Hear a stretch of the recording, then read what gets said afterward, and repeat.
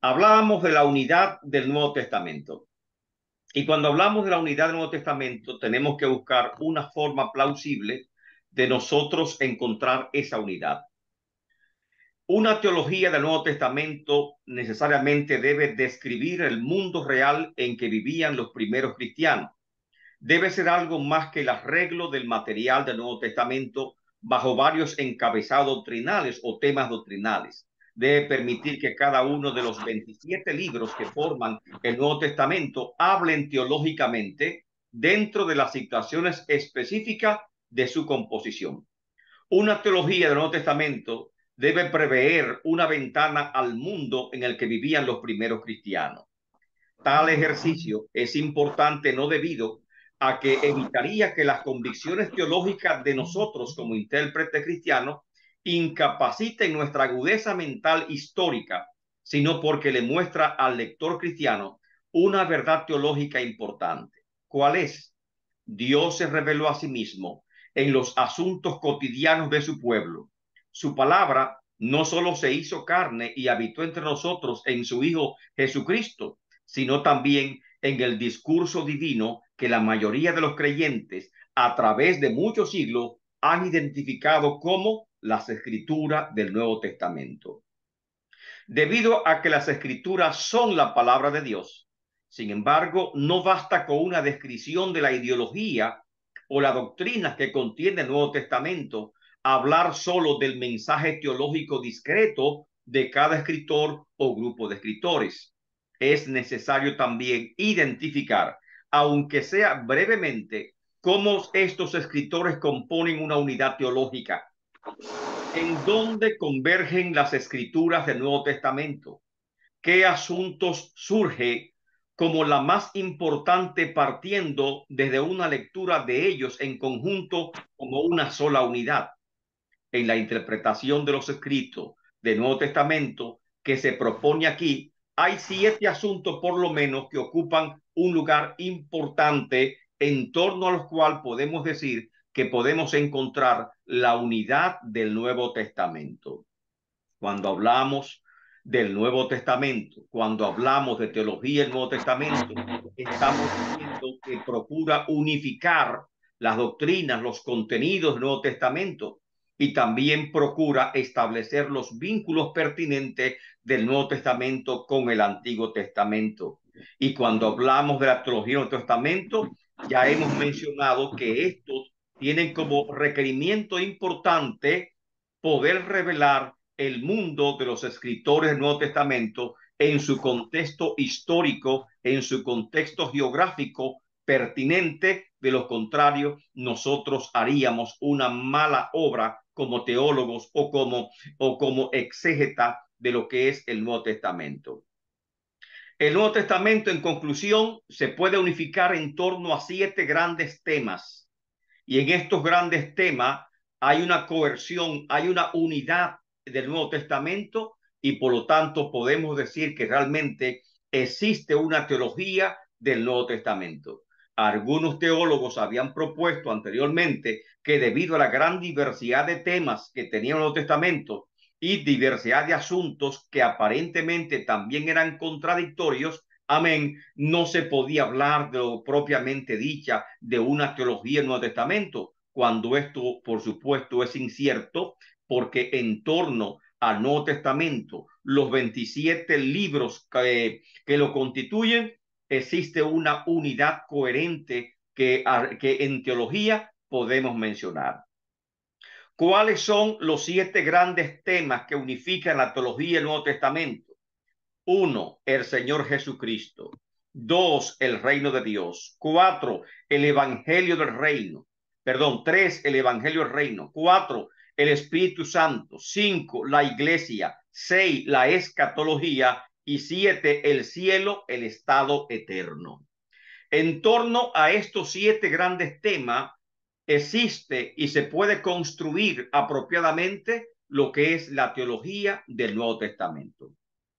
Nuestro Señor Jesucristo, el cual es considerado bajo diferentes aspectos en el Nuevo Testamento, el Mesías, el Hijo de David, el Hijo de Dios, Hijo de hombre, etcétera, como lo veo plasmado lógicamente en los evangelios. trata asuntos como su historia, su triple ministerio, profeta, sacerdote y rey, su muerte, su resurrección, su ascensión a los cielos.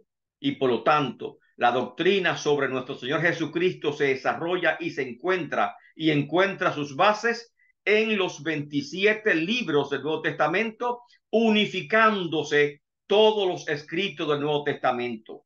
Ahí no hay ningún tipo de diferencia, ningún tipo de contradicción al señalamiento del Señor Jesucristo como Hijo de Dios y como aquel que hizo la redención por su sangre de todos nosotros. También hay una perfecta unidad en el tema del reino de Dios. El Nuevo Testamento nos habla de un reino presente y de un reino futuro. Jesucristo en su discurso del Monte de las Bienaventuranzas presentó las leyes del reino, también conocida como la ética del reino, discurso que se encuentra en Mateo capítulo 5 al 7. Y en el discurso parabólico de Mateo capítulo 13, Jesús habló de los misterios del reino de Dios, explicando diversos aspectos de su naturaleza. Esta doctrina se desarrolla de manera principal en los evangelios, pero también se encuentra en el libro de Hechos de los Apóstoles, amén, y también, por supuesto, podemos ver esa doctrina igualmente en los escritos de Pablo y otras epístolas llamadas también universales, por lo cual el tema del reino de Dios es un tema que está presente a lo largo de los 27 libros que conforman el Nuevo Testamento. Cuando hablamos del Evangelio del Reino, conocido como buenas nuevas, buenas noticias, amén, otros la conocen como el Nuevo Pacto, etcétera, también ocupa un lugar prominente en todo el contenido de los 27 libros que conforman el Nuevo Testamento, expresado tal vez con diversos matices. En el Evangelio es el último mensaje de Dios, el cual envió por medio de Jesucristo, quien le ha dado a conocer.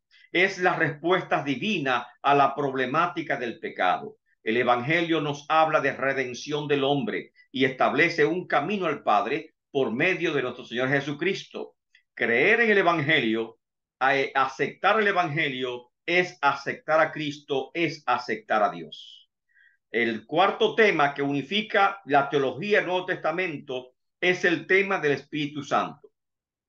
Esta importante doctrina parecería exclusiva del Nuevo Testamento, aunque muchos autores señalan que está latente en el Antiguo Testamento, o sea, que aunque no se revela abiertamente, sí podemos encontrar algunos indicios, algunas señales del Espíritu Santo en el Antiguo Testamento, como Génesis 1:2, donde nos habla del Ruach Elohim o el Espíritu de Dios, amén, el cual aleteaba sobre las aguas al momento de la creación. Sin embargo, esta doctrina encuentra sus bases teológicas en los evangelios sinópticos y especialmente en el Evangelio de Juan, y de manera muy especial en el libro de Hechos de los Apóstoles. En las cartas paulinas y en el libro Apocalipsis también encontramos evidencia de esta importante doctrina del Espíritu Santo. El Nuevo Testamento nos da las bases teológicas para hablar de la deidad del Espíritu Santo, para hablar de la personalidad del Espíritu Santo y para hablar de la misión o la función profética del Espíritu Santo en la tierra. En este también nos da el tema, es un tema unificante de todo el Nuevo Testamento. Otro tema que unifica el Nuevo Testamento es la iglesia. La iglesia es presentada como el cuerpo de Cristo, de la cual Cristo es la cabeza, también como la novia o la esposa de Cristo, como el nuevo pueblo de Dios tomando el lugar de Israel. Teológicamente hablando, podemos señalar que el Antiguo Testamento está centralizado en Israel como pueblo de Dios, mientras que el Nuevo Testamento está centralizado en la iglesia como cuerpo de Cristo Jesús. Amén. Y él siendo la cabeza. El Antiguo Testamento trata de manera principal sobre el antiguo pacto o pacto de la ley, pacto dado a Moisés, y el Nuevo Testamento trata de forma especial al nuevo pacto o el pacto de gracia que se establece a través de Cristo Jesús. Haciendo distinción entre lo que es Israel como pueblo de Dios y distinción en lo que es la iglesia como cuerpo de Cristo. Unas son las promesas para Israel como pueblo de Dios en el Antiguo Testamento y otras son las promesas para la iglesia como cuerpo de Cristo en el Nuevo Testamento. El uno, amén, que es Israel, está basado en el pacto de Moisés y por eso dice Cristo como el pacto de Moisés es sombra de las cosas que habían de venir. Cristo dice proféticamente que ni una jota ni una tilde pasaría de la ley sin que estas promesas, sin que estas profecías que contiene la ley de Moisés se hayan cumplido cabalmente. Y precisamente en base a esa ley, una vez la iglesia sea tomada y arrebatada al cielo, amén, Dios comenzará o continuará su trato con Israel a través de este periodo sombrío conocido como la Gran Tribulación. Además, el tema de la iglesia, amén, está en su reino.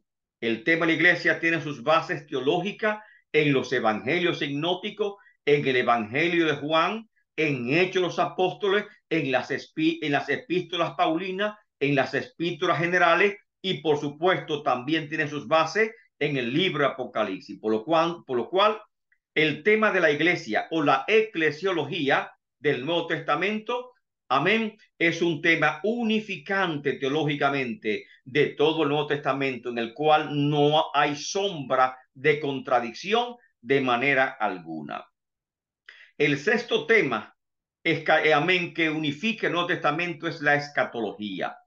Los eventos futuros constituyen uno de los grandes temas del Nuevo Testamento. Entre ellos se destaca las predicciones de Jesús sobre la destrucción de Jerusalén y el templo. Ese es el discurso que se encuentra en Mateo capítulo 24 y 25, conocido como el sermón escatológico o el sermón del monte de los olivos. Amén. Y ese discurso es importante porque señala los acontecimientos del fin del mundo y señala también incluso, amén, de manera inmediata la destrucción de Jerusalén, lo cual ocurrió en el año 70 de la era cristiana y señala también cuáles son las características del siglo presente hasta llegar a lo que es el periodo de la gran tribulación, amén, y la segunda venida de Cristo o las señales que precederían a la segunda venida de Cristo, como también el arrebatamiento de la iglesia. Por otro lado, el Nuevo Testamento también sienta las bases de la escatología individual o la escatología personal. Esa escatología no es muy clara en el Antiguo Testamento. Se creía en una resurrección de muertos, pero se creía también en una resurrección general de muertos, buenos y malos al final de los tiempos. Pero el Nuevo Testamento sienta las bases teológicas para una doctrina correcta, amén, del estado intermedio. ¿Dónde van las almas de los justos al momento de morir? ¿Dónde van las armas de los pecadores al momento de morir? ¿Qué pasa tras la muerte hasta el momento de la resurrección? Esa doctrina escatológica propia de la escatología personal se encuentran lógicamente plenamente desarrolladas en lo que es el Nuevo Testamento. ¿Dónde está el seno de Abraham? ¿Dónde van los creyentes al momento de partir de este mundo? Eso lo encontramos en el Nuevo Testamento.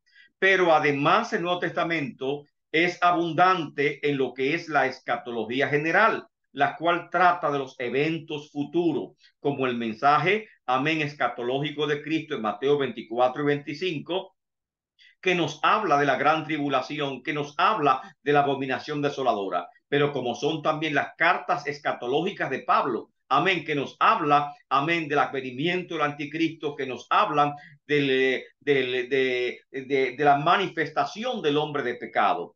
Y todas estas cartas específicamente concluyendo con el libro de Apocalipsis que habla totalmente acerca de este último periodo de la semana 70 de Daniel, amén, el cual es completamente escatológico y nos habla de los eventos del fin.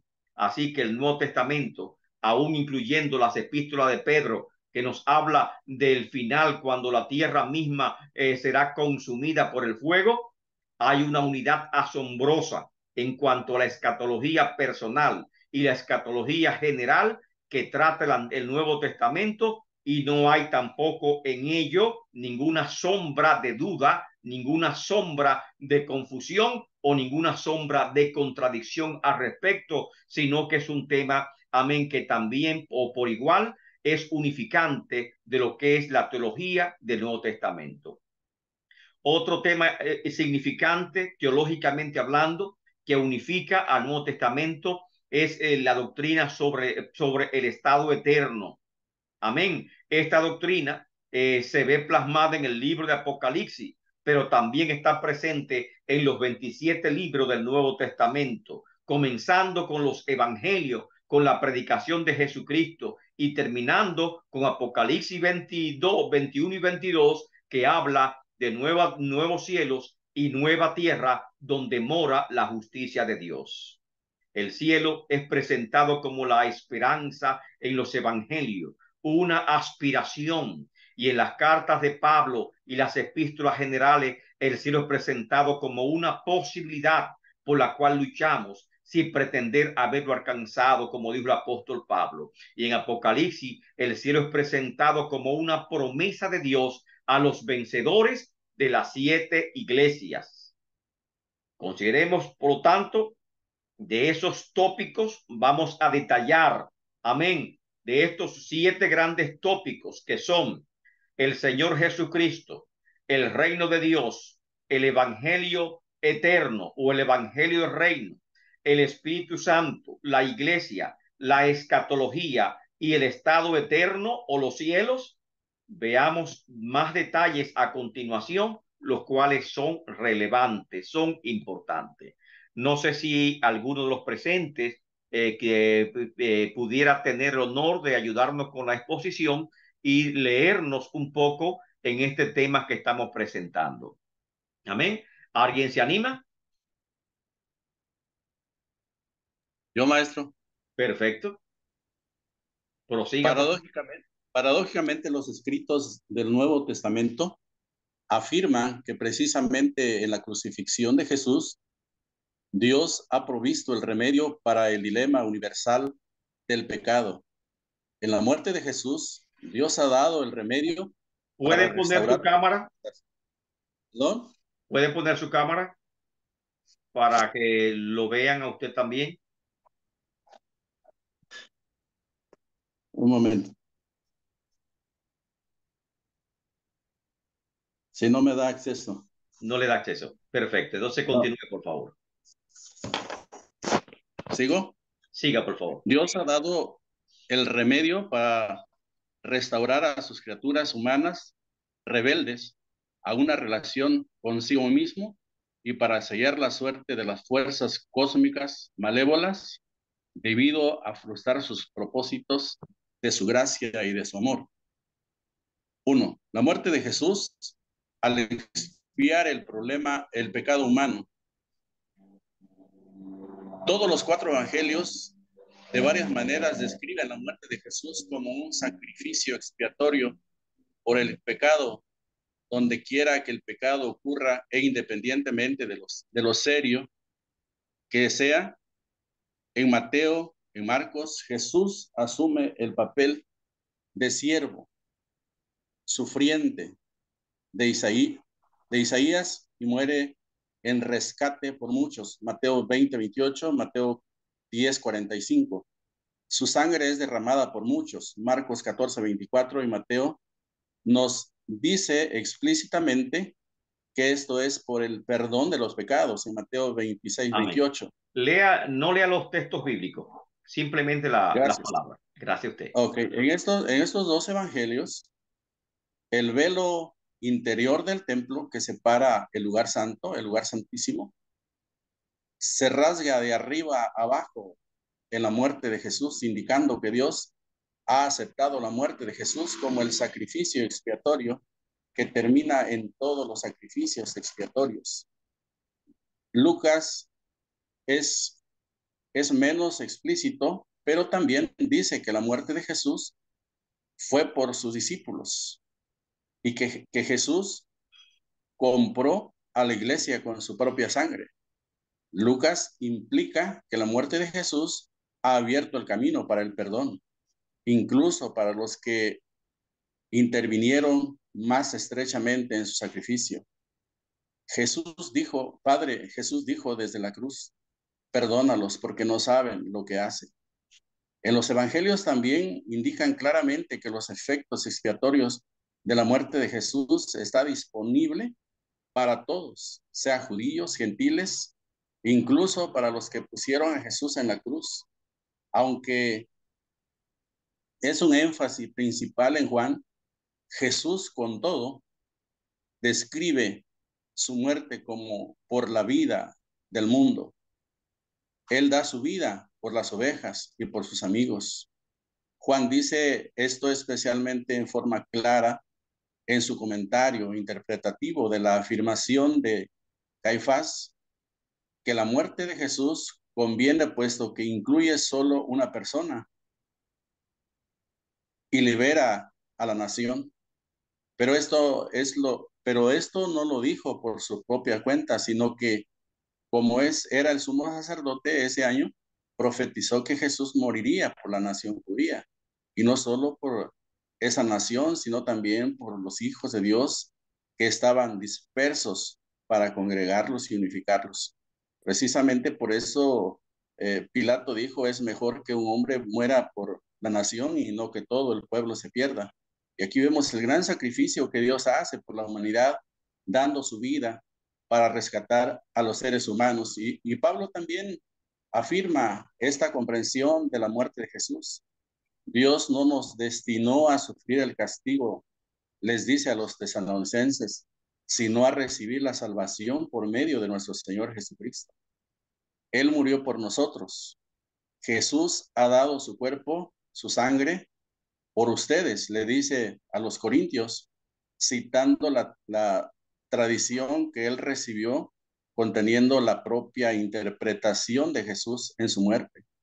Cuando les predicó el Evangelio a los Gálatas, claramente describe a Jesús, Mesías, como crucificado. Y su comentario, unas pocas frases más adelante, es guía confiable cuando ¿por qué dijo esto? Habla de la muerte de Jesús como sacrificio matutino y expiatorio. Cristo nos rescató de la maldición de la ley y al hacerse maldición por nosotros, pues está escrito, todo aquel, maldito todo aquel que es colgado en un madero.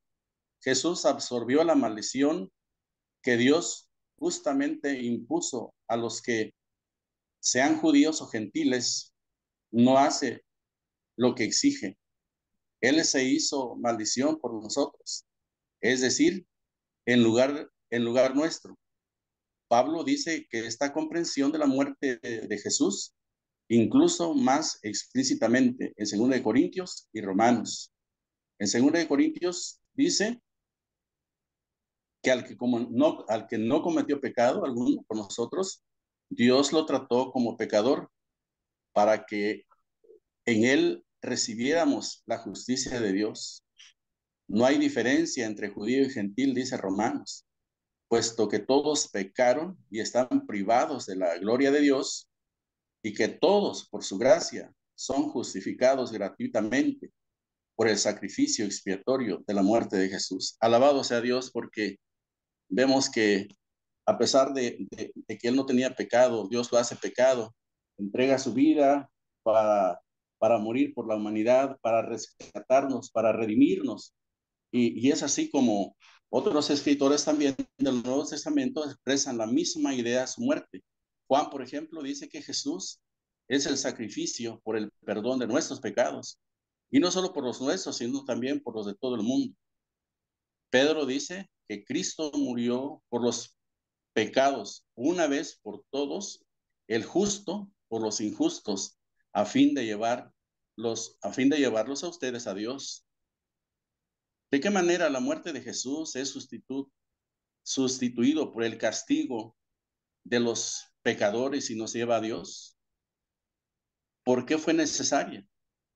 Para la mayoría de los escritores del Nuevo Testamento, El mecanismo del sacrificio expiatorio, al parecer, es demasiado familiar como para necesitar mucha explicación. En todas sus varias culturas se pensaba que la muerte de una víctima inocente expiaba el pecado contra los dioses. Pablo explica lo que otros dan por sentado. Dios lo ofreció como un sacrificio de expiación que se recibe por la fe en su sangre, para así demostrar su justicia. Anteriormente, en su presencia, Dios había pasado por alto los pecados, pero en el tiempo presente ha ofrecido a Jesucristo para manifestar su justicia. De este modo, Dios es justo y a la vez es el que justifica a los que tienen por fe a Jesús. Dios en su misericordia dejó los pecados sin castigar por generación. Esto levanta la pregunta, sin embargo, de la justicia de Dios. ¿Cómo puede Él ser un Dios justo y deja el pecado sin castigar? La muerte del sacrificio de Cristo resuelve el problema, reconoce la gravedad del pecado, pero permite que el culpable escape de la ira de Dios.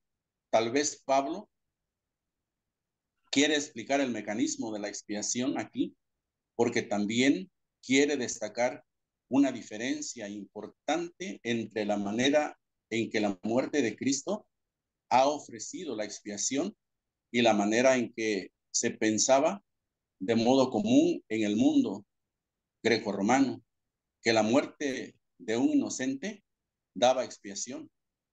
En la manera común de pensar, los seres humanos iniciaban un sacrificio expiatorio a gran costo para sí mismos a fin de aplicar la peor muerte de la continuidad de la ira de sus dioses. Esto no era, sin embargo, la manera en que la expiación funciona en el Antiguo Testamento.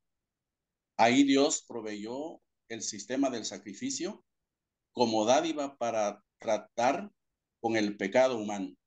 En la palabra, en la palabra de Levíticos 17:11 dice, porque la vida de toda criatura está en la sangre.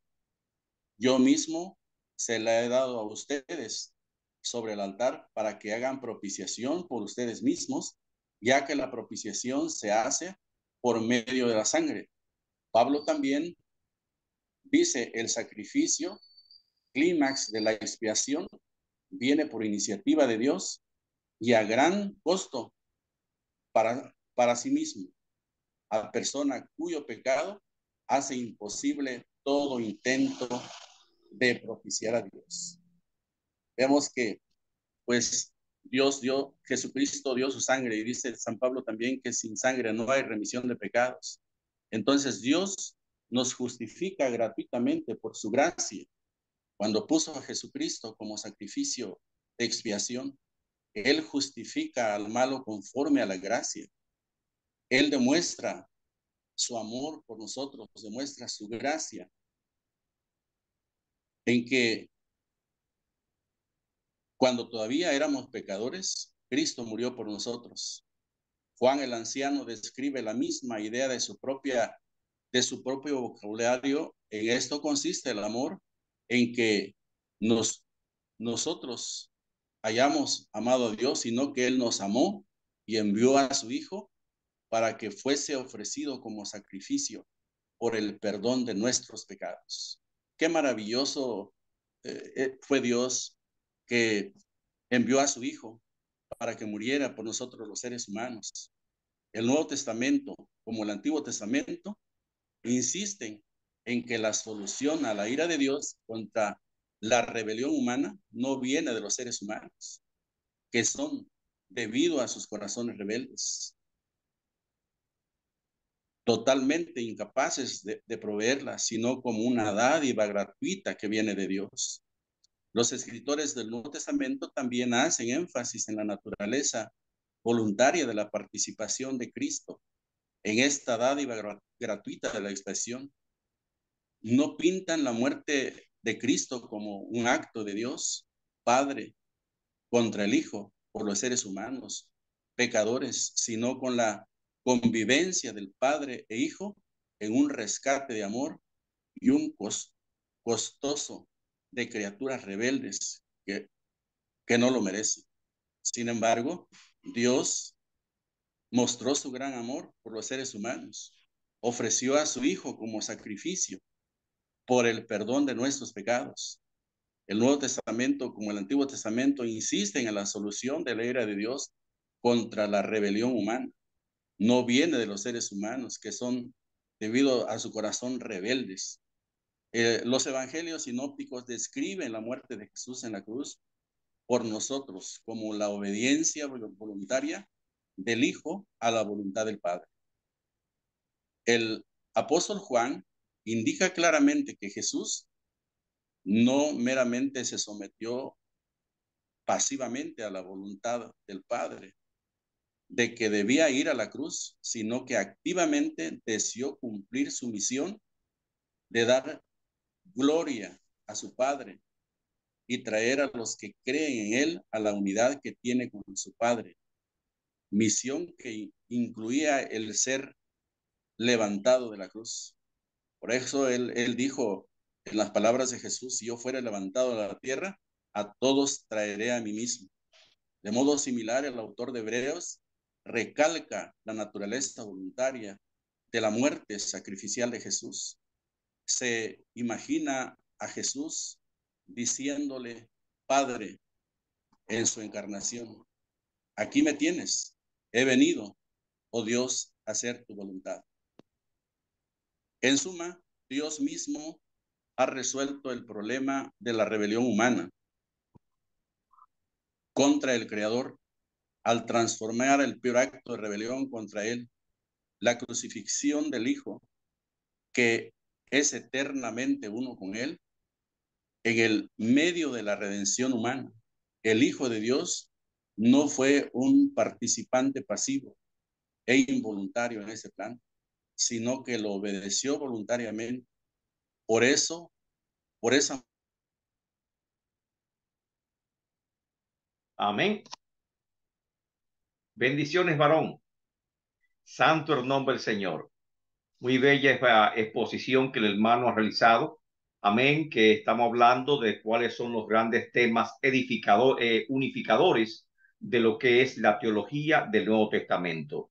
Y el principal tema unificador es nuestro Señor Jesucristo. En ese tema unificador, número uno, encontramos la descripción y los propósitos de su muerte. Y número dos, también se presenta la muerte de Jesús como una derrota de los poderes del malévolo. Amén. Si otra persona, por favor, puede ayudarnos con la lectura de este segundo punto, la muerte de Jesús debe ser interpretada como la derrota de los poderes malévolos que existen en el universo. Otro voluntario, por Gracias, favor. maestro. Se fue tantito. No se preocupe. Deme su nombre, varón de Dios. Isaí. Isaí Perfecto. Roblero. Perfecto. Usted hizo una buena entrada y una excelente lectura. Le felicito por esa comprensión. También fue poniendo la narración aspectos que eran de su parte. Amén. Dándole Muchas gracias, un amén. sentido muy vívido a la lectura que hizo. Le felicitamos grandemente. Amén por la exposición que tuvo en este momento. Amén. Dios te bendiga, Isaí. Otro hermano, por favor, voluntario, que nos hable Gracias. sobre Nica. Amén. Por favor. La muerte de Jesús y la derrota de los poderes malévolos.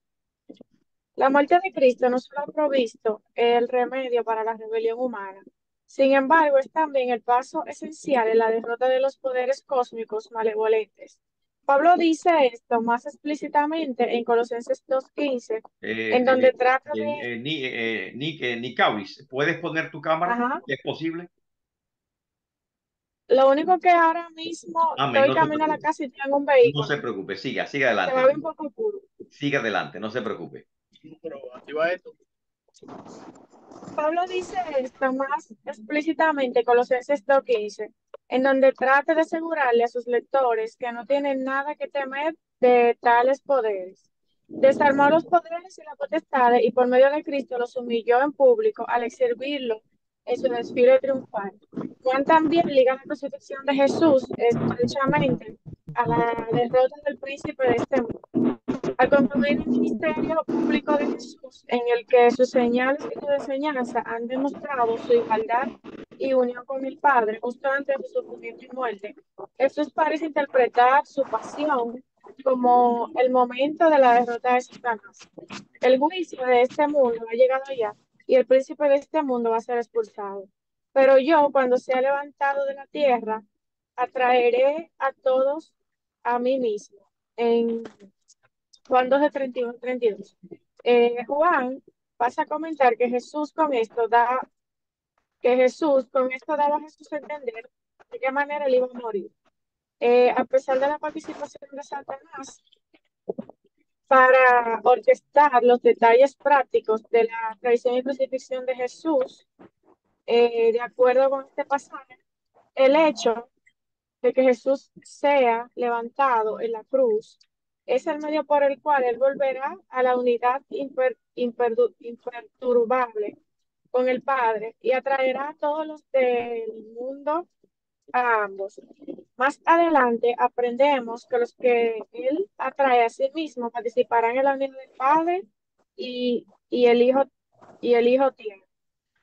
En otros pasajes, el enfoque cambia de la muerte de Jesús como el momento de derrota de los poderes malévolos invisibles a la resurrección. Ascensión o ascensión celestial de Cristo como señal de la derrota certera de ellos. Incluso aquí, sin embargo, la muerte de Jesús está presente por implicación como puente a la oposición de la autoridad celestial que él ahora ocupa. En Efesios 1:20 al 22, Pablo dice que la resurrección y sesión celestial de Cristo a la derecha de Dios pone a Jesús muy por encima de todo gobierno y autoridad, poder y dominio y de cualquier otro nombre que se invoque. Mediante su resurrección y ascensión al cielo, Dios también sometió todas las cosas al dominio de Cristo. No hay mención de la muerte de Cristo aquí, pero la referencia a su resurrección la implica. Y unas pocas frases más adelante, Pablo dice específicamente que la muerte de Cristo ha reconciliado a judíos y a gentiles unos con otros y ambos grupos a Dios. De un modo similar, Pedro habla en el mismo aliento del efecto expiatorio de la muerte de Cristo por los malos y la proclamación de Cristo de condenación a los espíritus encarcelados que en los tiempos antiguos desobedecieron. Estos espíritus están ahora, después de la ascensión de Cristo, sometidos a él. Hebreos también conecta la ascensión de Cristo y la subyugación de sus enemigos con su logro de expiación por su muerte. Después de llevar a cabo la purificación de los pecados, se sentó a la derecha de la majestad de las alturas. En Apocalipsis, Jesús conquista a sus enemigos y luego se sienta con su Padre en su trono. Enemigo en su muerte sacrificial. Los escritores del Nuevo Testamento no se interesan en el tiempo preciso de la derrota de los poderes cósmicos malévolos. En cierto sentido, ya fueron derrotados cuando Dios los encarceló en tiempos antiguos. En otro sentido, fueron derrotados cuando Jesús envió a los 72 con autoridad sobre el mundo demoníaco. Jesús lo derrotó al principio de su pasión, en el momento de su crucifixión, en su ascensión y después de que se sentó a la diestra de Dios. Algunos escritores del Nuevo Testamento dicen que aunque la derrota de estos poderosos es certera, su plena subyugación todavía está en el futuro. El punto esencial no es el momento de su derrota, sino que la muerte de Cristo, la victoria de Dios sobre ellos quedó sellada. Aunque ellos todavía pueden lanzar sus flechas de fuego, particularmente de herejía y de persecución, su derrota es certera. Sumario. 3. Sumario. En la muerte de Cristo, la rebelión humana y la rebelión cósmica contra Dios se desataron con plena fuerza. Dios usó este momento de extrema rebelión, sin embargo, para realizar sus propósitos salvadores. Por esa muerte y los sucesos que la acompañaron en la resurrección, ascensión celestial de Jesús a la diestra de Dios. Dios a la vez empezó a reconciliar a su pueblo consigo mismo y selló la muerte de todas las fuerzas demoníacas. Dios hizo todo esto, además, por iniciativa propia y como un acto de gracia y amor. Amén. Muchas gracias, Nicauri. Muy bella presentación.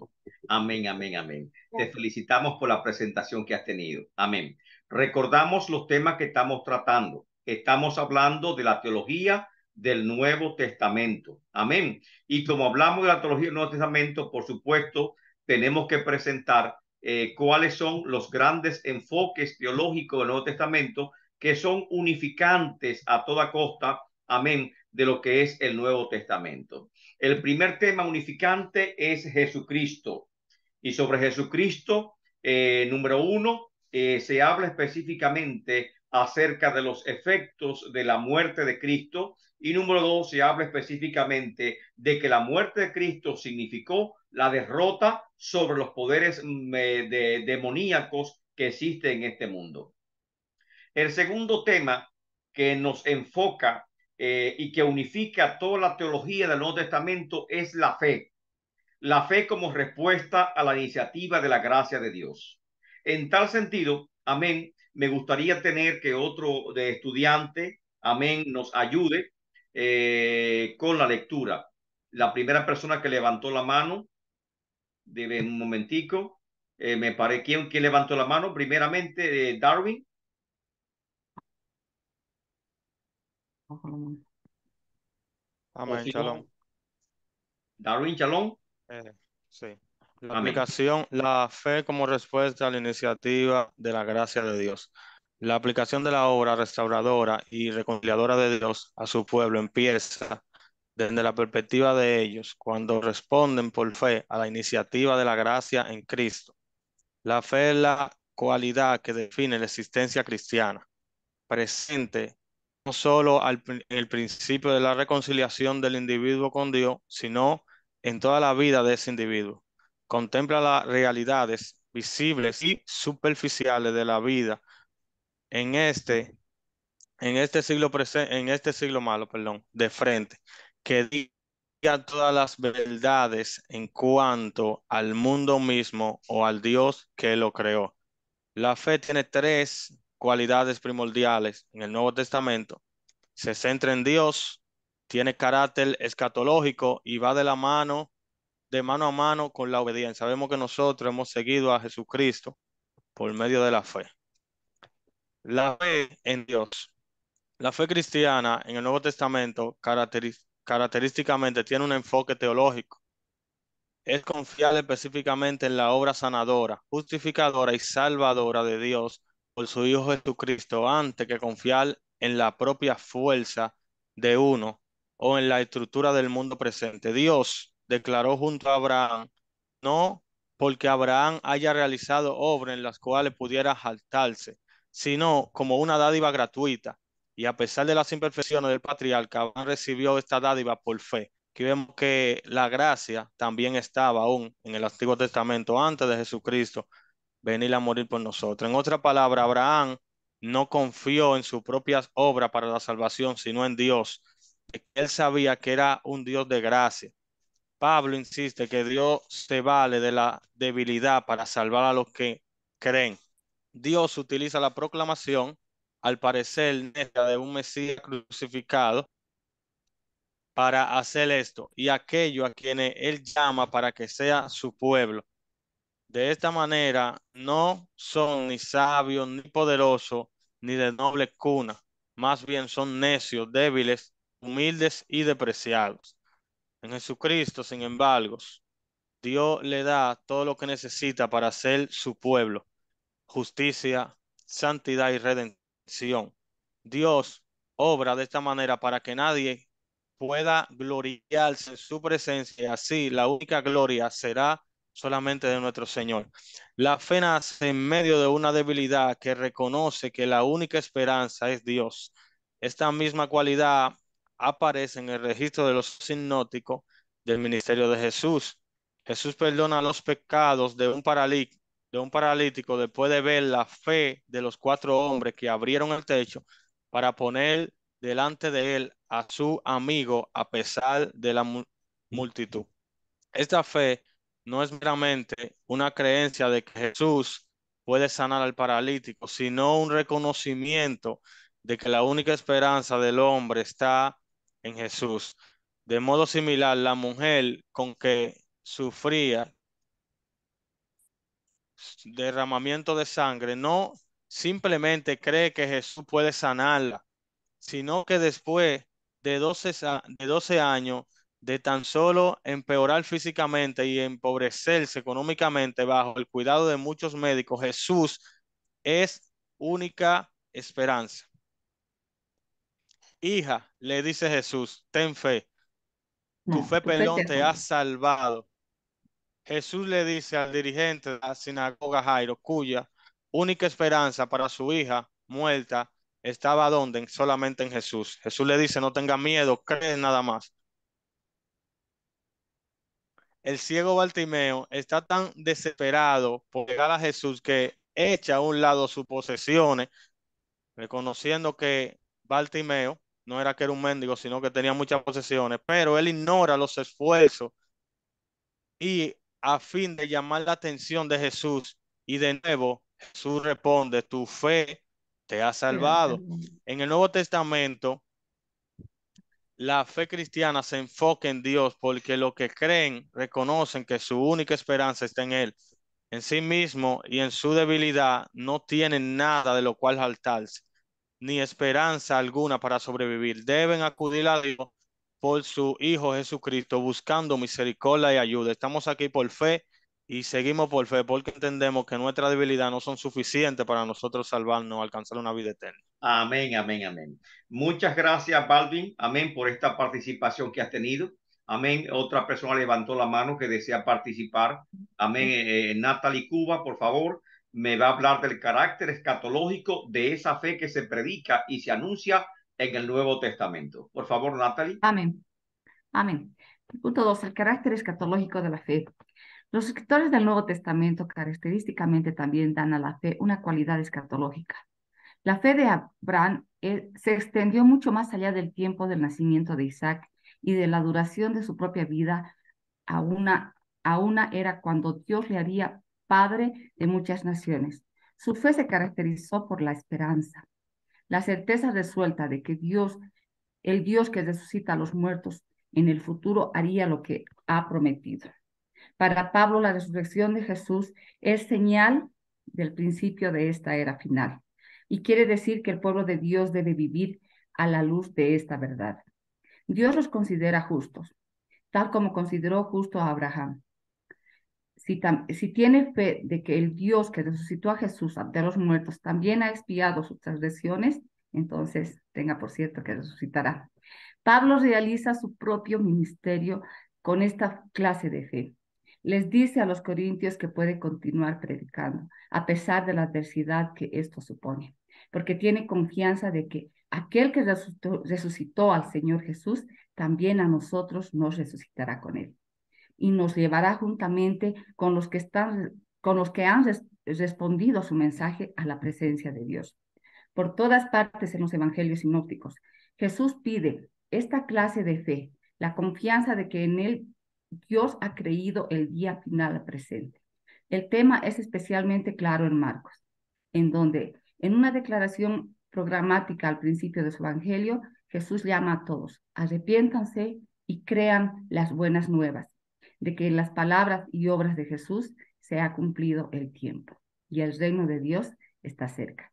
Como vimos en el capítulo 3, este sumario de la proclamación de Jesús hace eco de la promesa de Dios a Isaías de que un día Él restauraría la fortuna de su pueblo. La fe que Jesús desea de los que vienen a Él pidiendo ayuda es confianza que en el Dios ha traído al presente la era escatológica que Isaías escribió. Él cumple las esperanzas de los profetas de que en la era de la restauración de Israel los ciegos verán, los sordos oirán y los cojos caminen. Esta es también la comprensión de la fe que surge en Hebreos 11. Esta fe enfoca la recompensa que Dios da a los que le buscan con fe. Mira a la ciudad de cimientos sólidos de la cual Dios es arquitecto y constructor. Da la bienvenida al cumplimiento de las promesas de Dios desde lejos y busca una patria propia, una patria mejor y celestial. Los escritores del Nuevo Testamento a menudo recalcan que el elemento escatológico de la fe, como su elemento teológico, brota de la debilidad. Ahora, sin embargo, el enfoque no es la debilidad de los que vienen a Dios por fe, sino en el medio que Dios usa para revelar su poder escatológico. Jesús a menudo no parecía como el Mesías y los cristianos a menudo no parecen como el pueblo restaurado de Dios. El pueblo en la población natal de Jesús se ofendió por la idea de que este carpintero local, cuya familia todos en la aldea conocían, hablaran con sabiduría y realizaran obras poderosas. De seguro, alguna otra explicación, tal vez locura, explicaba su conducta nada usual. Jesús, leemos, se asombró de su incredulidad. Para que los principales sacerdotes y maestros de la ley crean que Jesús es el Mesías y Rey de Israel, él debe primero bajarse de la cruz. Detrás de este comentario probablemente está no meramente el sentimiento de que alguna exhibición mágica grandiosa es necesaria para que Jesús demuestre sus afirmaciones, sino también la noción de que la cruz no es el lugar para el Mesías, el líder de la restauración escatológica de Dios. Tal idea, dice Pablo, es tropiezo para los judíos. Amén. Muchas gracias, Natalie, por tan bella exposición. Amén. Te felicitamos grandemente. Amén. Gracias. Amén. Felicidades. Muy linda exposición que hiciste. Otro, hermanos, por favor, que pueda participar presentando el tema de la fe como obediencia. Alabado el nombre del Señor. Recordamos que estamos tratando los temas que unifican lo que es la teología del Nuevo Testamento. El primer tema unificante de la teología del Testamento, ¿cuál es? El Señor Jesucristo. El segundo tema es la fe, pero presenta tres particularidades con respecto a la fe. Y ahora estamos tratando la tercera particularidad, que es la fe en sentido de obediencia. ¿Algún hermano puede ayudarnos con esta participación? Amén. Dígame. Amén, nombre, sí. su nombre, hermano. Milagro Zulbarán. Milagro Zulbarán. Milagro Zulbarán. Dios te bendiga, Milagro. Amén. Puede proceder. Amén. La fe como obediencia, los escritores del Nuevo Testamento también frecuentemente afirman que la fe cristiana incluye una vida de obediencia. Esta obediencia tiene un elemento conocible, visible, cuando los, perdón, Cognoscible. Cognoscible, así, perdón, gracias. Visible cuando los escritores del Nuevo Testamento usan la expresión, la fe, para referirse a un cuerpo de doctrinas que el creyente reconoce como verdad. La fe es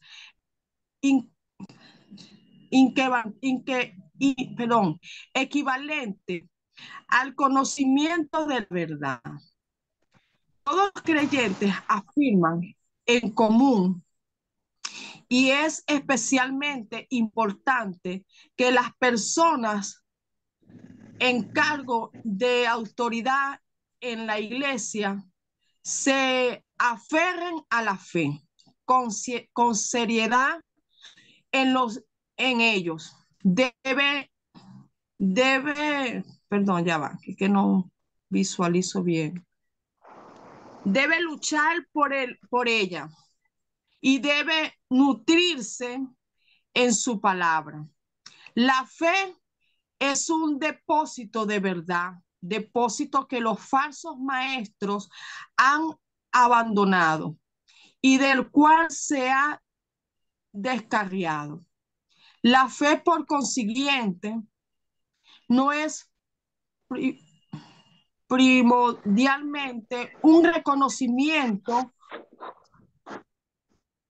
de un cuerpo de doctrina, sino una convicción en cuanto a la verdad del evangelio tan fuerte que radicalmente reorienta la vida de uno hacia una dependencia en Dios.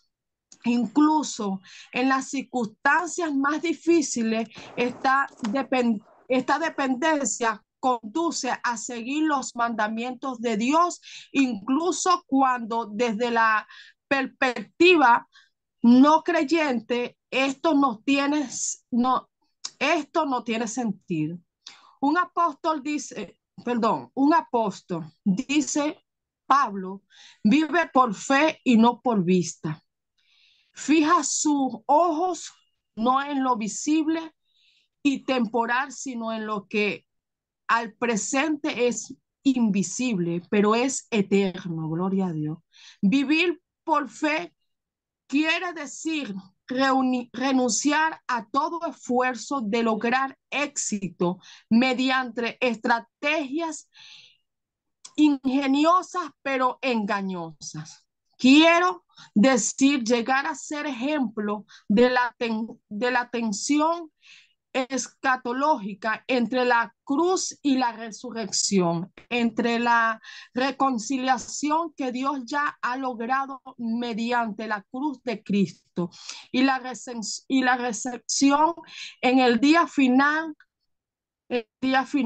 una gloria eterna que vale muchísimo más que todo sufrimiento humano.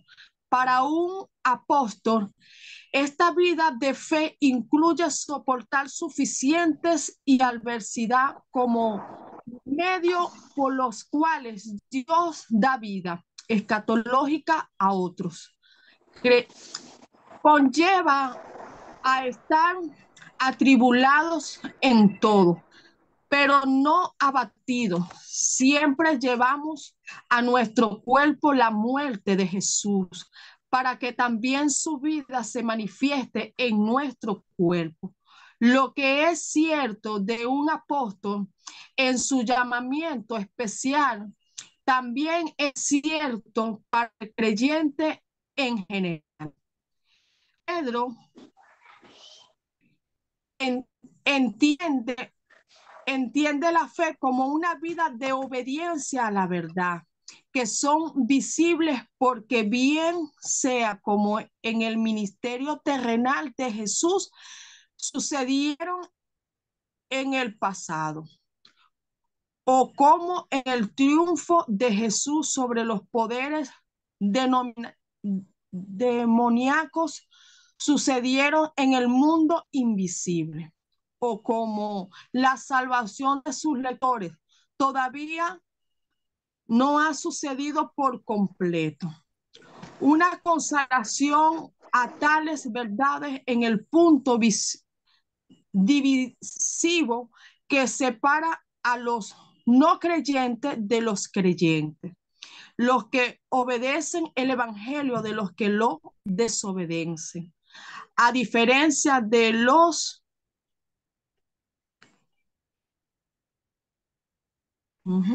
creyentes y desobedientes que los persiguen. Los cristianos tienen una esperanza firme en el futuro. Dios les dará su herencia de una salvación eterna, celestial y de gracia. Ellos se han entregado al cuidado de su Creador con la convicción de que Él es un Dios fiel. Amén. Que en el futuro cumplirá la promesa de salvación que hace en el Evangelio. Esta confianza en Dios es el medio por el que su poder protege a los creyentes para que no traicionen su consagración al Evangelio frente a la persecución. Y la persecución en sí misma tiene el valor de mostrar que esa fe, como oro purificado por el fuego, es sin amarga no, amalgama, es decir, genuina. En Primera de Pedro, por tanto, Pedro ve la fe como una consagración durante, como una consagración duradera a confiar que las afirmaciones históricas y especialmente las promesas escatológicas ofrecidas en el Evangelio son verdad y a llevar a la práctica las implicaciones del Evangelio. Para Pedro, perdón, me perdí aquí. La fe cristiana quiere decir moldear la vida puede moldear la vida de uno según tales verdades, a pesar de su naturaleza invisible y a pesar de la intensa presión social a abandonarlas. En hebreo, la fe tiene mucho en común con estar firme e incluye persistente en la obra, amor de servir a los santos. Tener la plena seguridad de la fe quiere decir mantener firme la esperanza, que es que el cristiano profesa. No abandonar la confianza en Dios que conduce a una rica recompensa y perseverar y perseverar hasta que la promesa no, perdón, y perseverar. Amén. Amén, hermana. La lectura ha sido larga, amén, porque el tema es bastante amplio. Amén. Y sabemos que usted está con el celular y a veces se le dificulta la lectura. Amén. Muchas Y gracias, amén, por discúlpeme, sí, lo que esta. pasa es que como yo lo estoy leyendo desde el teléfono, Sí, pastor, el maestro, exactamente. entonces se me borra un poco la vista y estoy, Sí, no pero se gloria a preocupe. Dios, No se ¿verdad? preocupe. Hermosa, Gloria a hermosa Dios. Amén. escritura, Gloria a hermosa Dios. enseñanza. ¿Usted me escucha? Te estoy escuchando perfectamente bien. Ok, entonces aquí nos Amén. habla de la fe que día a día Déjelo nosotros hasta ahí, tenemos mi que. hermana. Amén. Para que nos dé chance que yo pueda continuar y concluir la presentación de este día.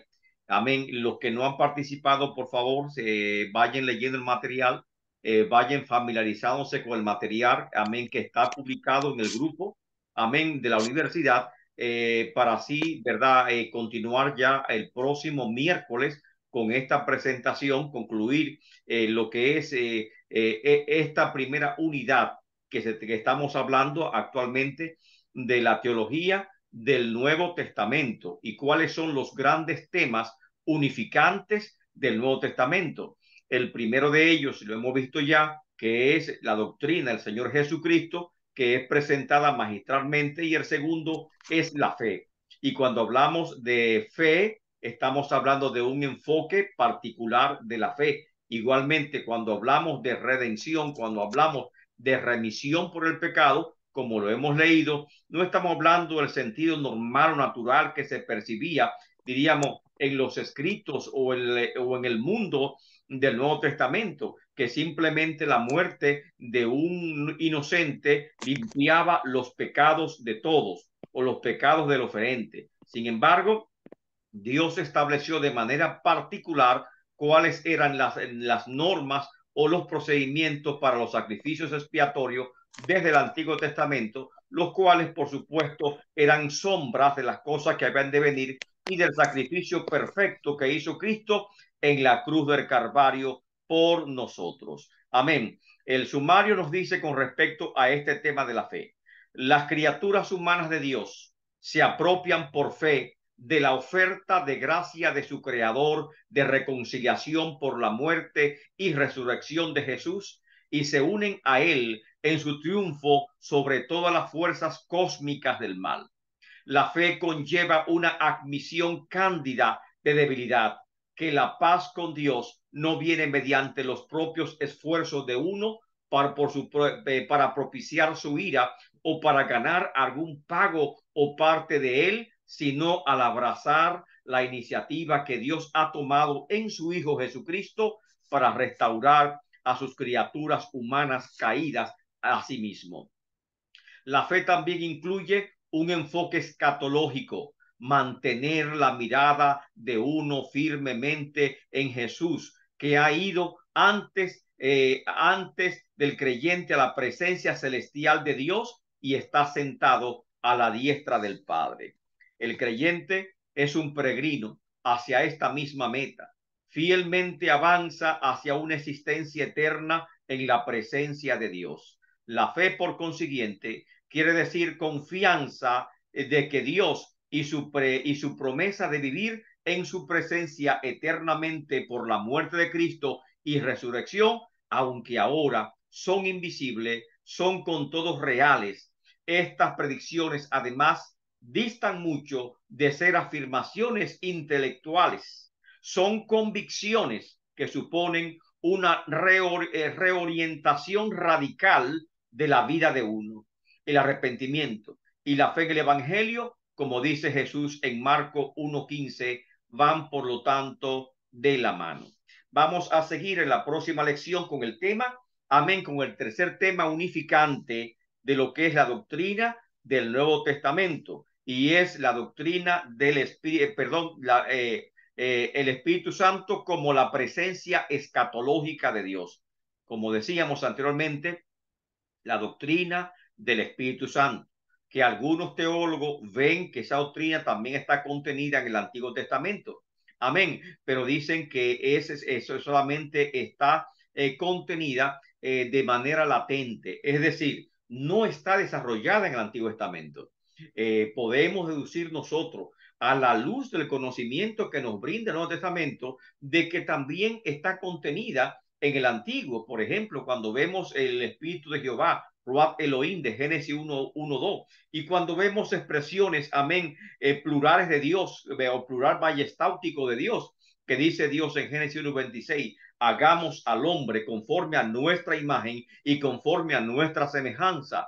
Y textos parecidos a esto nosotros encontramos, amén, alusiones a la doctrina del Dios Trino, Padre, Hijo y Espíritu Santo. Sin embargo, la doctrina del Dios Trino, como también la doctrina del Espíritu Santo, están plenamente desarrolladas, no en el Antiguo, sino en el Nuevo Testamento. Y continuaremos en la próxima semana con esta bella exposición que hemos tenido y con la participación de cada estudiante, amén, que lo ha hecho muy bien, lo cual los felicito a todos, amén, por esta participación que han tenido en este día.